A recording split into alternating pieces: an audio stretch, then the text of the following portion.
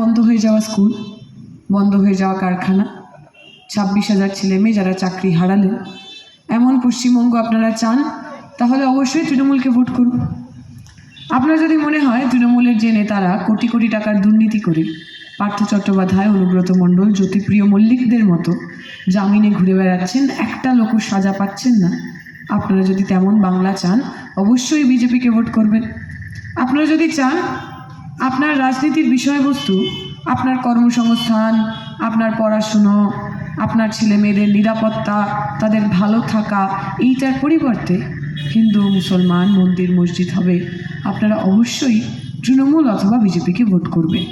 কিন্তু আপনারা যদি একটাও না চান, একজন সাধারণ ট্যাক্স পেইং নাগরিক হিসাবে আপনি যদি আপনার রাস্তাঘাটটা ঠিক করতে চান, পাড়ার সামনের নর্দমাটা প্রতি মাসে পরিষ্কার হোক এমনটা চান, যে মানুষ সাফাই কর্মচারী, পুর কর্মচারী, তাদের মাইনাটা সঠিক সময় হোক এমন চান, আপনি যদি একটু বৃষ্টি হলেই আপনার বাড়ির সামনে জল, ঘরের মধ্যে জল ঢুকতে না চান, আপনি যদি চান আপনার এলাকায় যে ছোট ছোট হস্তশিল্প, কুটির শিল্প রয়েছে তাতে কাজ করা মানুষজন, অথবা 10 ঘন্টা 12 ঘন্টা 14 ঘন্টা ডেলিভারি ওয়ার্কার কাজ করা ছেলেমেয়েরা, তাদের জীবন জীবিকা, তাদের ভালো থাকা নিয়ে কথা হোক, তাহলে আমি বলবো 5টা বছর আমাদের সুযোগ দিন, 5টা বছর আমাদের সুযোগ দিন। আপনারা 34টা বছর আমাদের সঙ্গে ছিলেন, 34 বছর শেষের দিকে গণ্ডগোল হয়েছে, আমাদের তরফ থেকে কিছু ভুল হয়েছে, অপরাধ হয়েছে বেশ কিছু, আমরা ক্ষমা প্রার্থী। আমাদের অপরাধের সাজা আপনারা দিয়েছেন, শাস্তি দিয়েছেন, সরকার থেকে সরিয়েছে, কয়েকশো কমরেড আমাদের শহীদ হয়েছে, কয়েক হাজার কমরেড বাড়ি ছাড়া হয়েছে, আরও কয়েক হাজার মানুষ তারা তাদের জীবন জীবিকা থেকে বঞ্চিত হয়েছেন। অপরাধ করেছি, সাজা পেয়েছি, অসুবিধা নেই। বিগত 15টা বছরে আমাদের সরিয়ে যে পরিবর্তন আপনারা আনলেন, বুকে হাত রেখে বলুন এমন পরিবর্তনের আশায় আপনারা পরিবর্তন করেছিলেন কিনা। ছেলে মেয়েদের চাকরি চলে যাওয়া, প্রতি বছর এসএসসি পিএসসি পরীক্ষা না হওয়া, একটা নতুন কলকারখানা পশ্চিমবঙ্গের বুকে না হওয়া, সিন্ডিকেট রাজের মধ্যে দিয়ে পাড়ায় পাড়ায় তোলাবাজি, গুন্ডাগার্দি, তাকে অলমোস্ট প্রাতিষ্ঠানিক রূপ দিয়ে দেওয়া, আমি বিশ্বাস করি এমন বাংলা আপনি আমি চাইনি। এই বাংলার বদল করতে আমি আশা করব 5টা বছর আপনারা আমাদের সুযোগ দেবেন। আমরা যদি না পারি বদলে দেবেন, আমরা যদি ব্যর্থ হই বদলে দেবেন, 5টা বছর সুযোগ দিন। আমরা রাজনীতিতে পয়সা কামানোর জন্য আসিনি, আমি রাজনীতি করে আমার গলায় সোনার চেনার আমার 5তলা বাড়ি হবে তার জন্য আসিনি। ব্যক্তিগত ভালো জীবন চাইলে, ব্যক্তিগত আরামের জীবন চাইলে আমাদের আরও অনেক রকম কাজ করার অভ্যেস ছিল, অবসর ছিল, যোগ্যতা ছিল, সে কাজ আমরা করতে পারতাম। আমরা রাজনীতিতে এসেছি কারণ ছোটোবেলায় আমাদের কিছু শেখানো হয়েছিল। ছোটবেলায় যখন স্কুলে যাই, মা বলে দিতেন টিফিন বক্স দেওয়ার সময়, টিফিনের বেলা যখন টিফিন বক্স খুলবে আশেপাশে বাচ্চাদের দিকে তাকাবে, তাদের টিফিন বক্সে খাবার আছে না নেই তা দেখবে। যদি টিফিন বক্সে খাবার না থাকে, নিজের খাবারটা অন্যদের সঙ্গে ভাগ করে নিও। এই শিক্ষাটা ছোটবেলায় আমাদের বাড়ি থেকে দেওয়া হয়েছিল। আমরা মনে করি না খালি নিজের ভালো থাকাটাই আমাদের জীবনের সবচেয়ে বড় উপলক্ষ।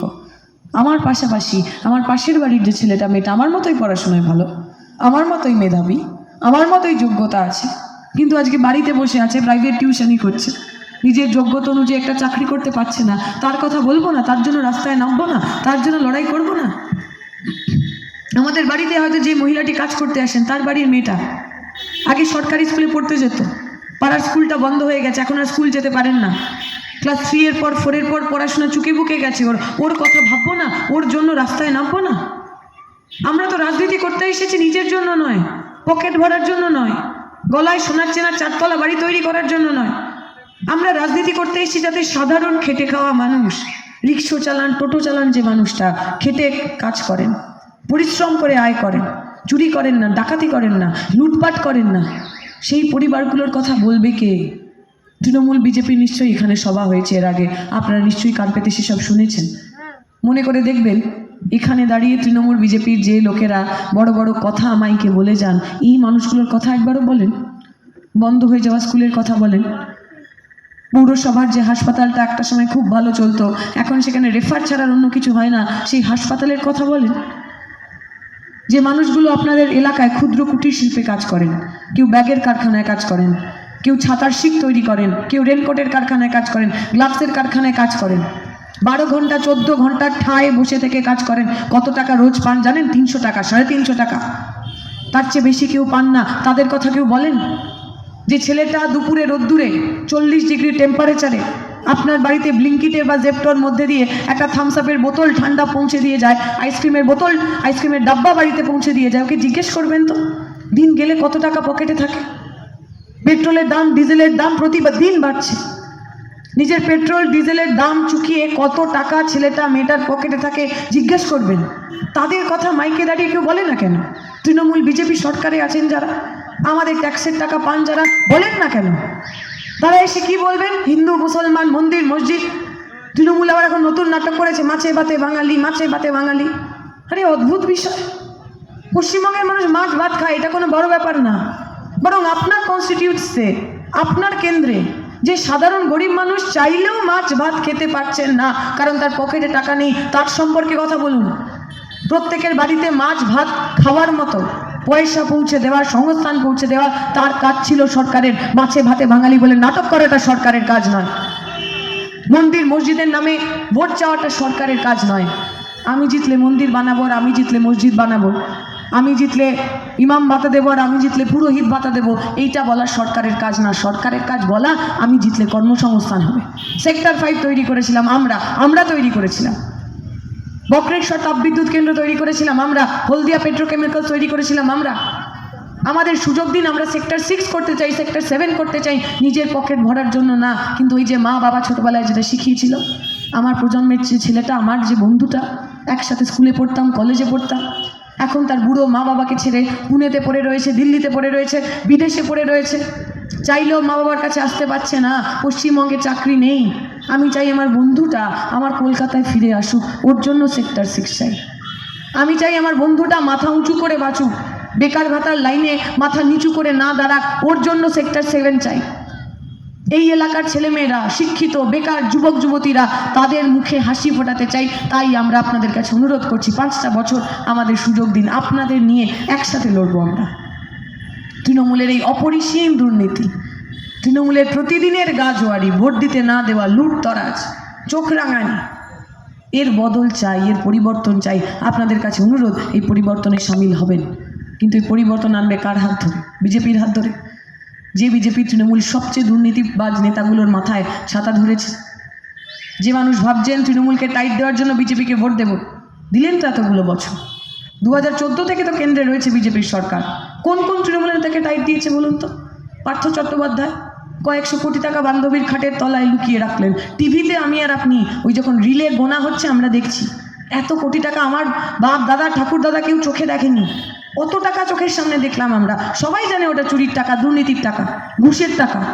কি হলো পার্থ চট্টোপাধ্যায়? সাজা হলো না কেন? বিজেপি যদি চাইতো সত্যি তৃণমূলকে টাইট দিতে, পার্থ চট্টোপাধ্যায় জেলের মধ্যে থাকতো, বেলে বাইরে থাকতো না। অনুব্রত মণ্ডল কোটি কোটি টাকা দুর্নীতি করলো, বিজেপি চাইলেও জেলের মধ্যে থাকতো, বাইরে থাকতো না। জ্যোতিপ্রিয় মল্লিক চাইলে, বিজেপি চাইলেই সে জেলের মধ্যে থাকতো, সে বেলে বাইরে থাকতো না। বিজেপি তৃণমূলকে টাইট দেবে না। বরং যদি বিজেপি জিতে আসে, তাহলে আপনার পাড়ার সবচেয়ে বদমাইশ যে তৃণমূলের নেতা, সবচেয়ে বেশি টাকা তোলে যে, সবচেয়ে বেশি অত্যাচার করে যে, আগেও ছোট ফুল নিয়ে টাকা তুলতো, এরপরে বড় ফুল নিয়ে টাকা তুলবে। কোনো পরিবর্তন হবে না। যদি সত্যি তৃণমূলের গুন্ডা রাজ বন্ধ করতে হয়, আপনারা পেরেছিলেন 2016 সালে সবাই মিলে আপনারা ভোট করেছিলেন একটা প্রতীকে। 2011-তে এরকম ল্যান্ডস্লাইড বিক্রি হলো মমতা ব্যানার্জি, চন্দ্রিমা ভট্টাচার্য জিতলেন। ঠিক 5টা বছরের মধ্যে হারিয়ে দিলেন আপনারা, কারণ আপনারা ঠিক করেছিলেন যে এক জায়গায় দাঁড়িয়ে একসাথে আপনারা তৃণমূলকে হারাবেন। আমি বলবো, বিজেপির যারা সাধারণ সমর্থক আছে, অথবা যে সমস্ত বামপন্থী মানুষ তৃণমূলকে টাইট দেওয়ার জন্য বিজেপিকে ভোট দেওয়ার কথা ভাবছেন, আপনাদের বলবো, বিজেপি পারবে না। এই এলাকায় তারা ক্যান্ডিডেট ডিক্লেয়ার করেছে বহুদিন পর, আপনিও জানেন পারবে না, ওদের দ্বারা হবে না। এইবারটায় এই কেন্দ্রে যদি তৃণমূলকে হারাতে চান, আপনাদের সবার কাছে অনুরোধ রইবে, চোখ বন্ধ করে কাস্তে হাতুড়ি তারা চিহ্নে ভোট করুন। দেখবেন 4 তারিখ সকালবেলা তৃণমূল এই এলাকা থেকে সাফ হয়ে গেছে। তৃণমূল আর এই এলাকায় দাদাগিরি করতে পারছে না। তৃণমূল আর আপনার মাথার ওপর বসে নেই। পক্ষ নিতে হবে, কাদের সঙ্গে থাকবেন আপনারা। আমি আশা করব এই অঞ্চলের মানুষ, তিনি তৃণমূল করুন, বিজেপি করুন, কংগ্রেস করুন, হিন্দু হন, মুসলমান হন, বৌদ্ধ হন, খ্রিস্টান হন, যা খুশি হন, পেটের ভাত, হাতের কাজ, এর কোনো ধর্ম জাত হয় না। আপনি যাই করুন না কেন, এগুলো আপনার প্রয়োজন, আর এইগুলো দেওয়াই সরকারের কাজ। আমরা যদি সরকারে যাই, আপনার পেটের ভাত আর হাতের কাজ নিয়ে আমরা বিধানসভার ভিতরে কথা বলবো। আমরা যদি সরকারের ভিতরে যাই, অ্যাসেম্বলিতে যাই, বিধানসভায় যাই, আমার বন্ধ স্কুল, আমার বন্ধ কলকারখানা, সেগুলো নিয়ে কথা বলবো। আমরা ধর্ম জাত নিয়ে রাজনীতি করতে আসিনি। আমরা ধর্ম মানে বুঝি যে কথা বিবেকানন্দ আমাদের শিখিয়ে গেছেন, জীবে প্রেম করে যেই জন, সেই জন সেবিছে ঈশ্বর। কোভিডের সময় শূন্য হয়ে যাওয়া একটা দল যারা লাল গেঞ্জি পরে আপনার বাড়িতে অক্সিজেন পৌঁছে দিল, আমি মনে করি তার চেয়ে বড় ধার্মিক এই পশ্চিমবঙ্গের মাটিতে আর কেউ জন্মায়নি। মানুষকে সেবা করা যদি ধর্ম হয়, রেড ভলেন্টিয়ার করা বামপন্থীরা সবচেয়ে বড় ধার্মিক। এই পশ্চিমবঙ্গে ধর্মের রাজ স্থাপন করুন। মানুষকে সেবা করার যে ট্র্যাডিশন, মানুষকে ভালো রাখার যে ট্র্যাডিশন, যে লেগাসি, সেই লেগাসিকে বাঁচিয়ে রাখুন। বাংলায় বাঙালির কথা, বাংলা ভাষায় কথা বলা, বাংলা ভাষার জ্ঞান, বাংলা ভাষার গরিমা, সাম্প্রদায়িক সম্প্রীতি, এই সবটাকে বাঁচিয়ে রাখার জন্য আগামী 29 তারিখ আপনারা 5টা বছরের জন্য আপনাদের ভালো রাখার দায়িত্ব আমাদের দেবেন, এই আশা রেখে, ভরসা রেখে আমার কথা এখানেই শেষ করছি। সবাইকে অনেক অনেক ধন্যবাদ, শুভেচ্ছা।